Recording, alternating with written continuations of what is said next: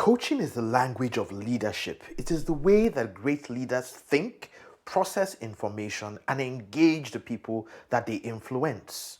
Coaching is therefore something that every successful leader must do every day. Successful leaders use coaching protocols in the conversations with their people.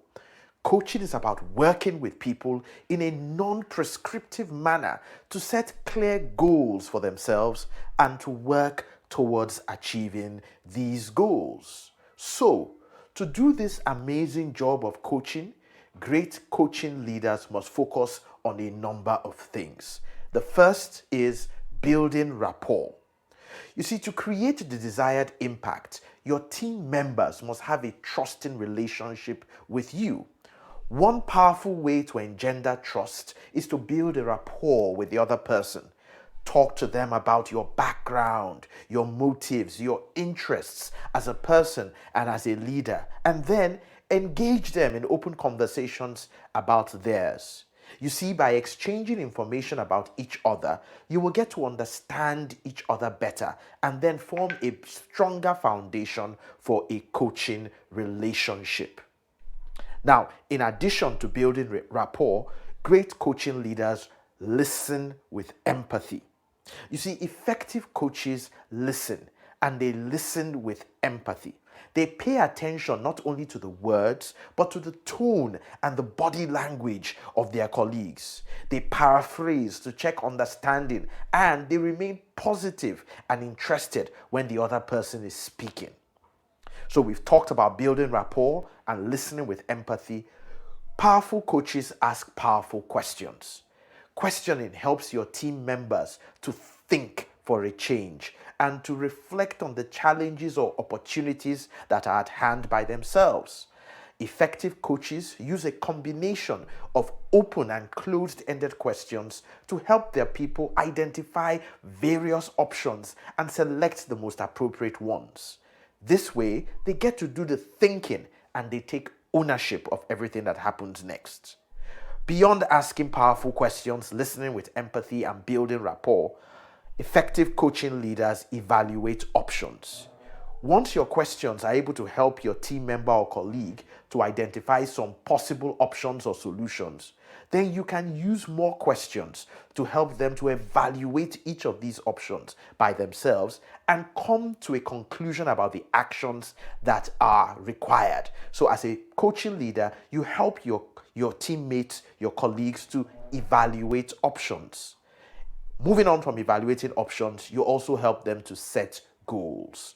Now, with a clear course of action now identified and owned by your team member, you must now engage such team members to set clear goals. When will the action, for example, be implemented? Who will do what and within what time frame? And how will we measure success?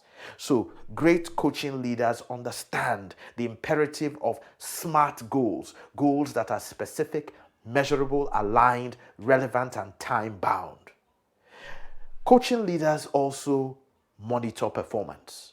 So it's one thing to set goals with your team member, but as a coaching leader, you should check in with your team member from time to time to get some update on the progress that is being made. And as you do monitoring of their performance, you must also challenge them to reflect. And reflective practice is one of the most amazing things that coaches help their team members with. So as you monitor their performance, encourage them to reflect on their performance, identifying from time to time the things that they have done well, the areas and opportunities for improvement, and the things that they have not done well at all and they need to seriously work on. And very importantly, but by no means conclusively, effective coaching leaders give effective feedback. Throughout the performance, you need to give feedback that is professional, non-prescriptive, non-judgmental, but is motivating. This way, you continue to stretch and challenge your team member and you inspire such a person to succeed. So, remember, coaching is the language of leadership. And as a leader, you should always engage people with a coaching mindset by building rapport, listening with empathy, asking powerful questions, evaluating options, setting goals, monitoring performance, very importantly, encouraging reflective practice, and by no means the least, giving effective feedback. To take advantage of more engaging content in this area and other areas, please visit www.onlineefico.com, the home of indigenous African learning content.